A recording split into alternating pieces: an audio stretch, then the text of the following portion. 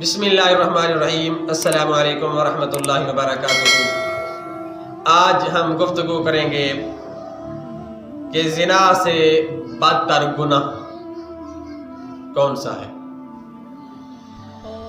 ایک حدیث شریف میں آیا ہے، نبی پاک صاحب الاوراق صلی اللہ تعالی علیہ وآلہ وسلم نے ارشاد فرمایا، الغیبۃ اشد من الزنا، فرمایا غیبت کا زنا سے بھی زیادہ سخت گناہ ہے۔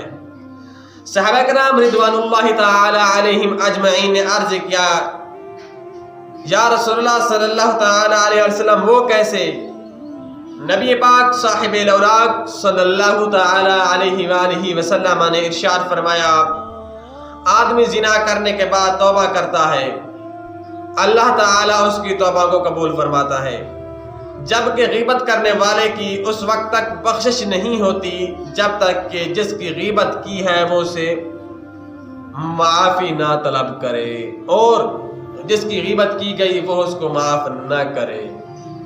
علماء کرام فرماتے ہیں کہ اس حدیث پاک سے معلوم ہوا کہ غیبت ایک کبیرہ گناہ میں سے ایک گناہ کبیرہ ہے۔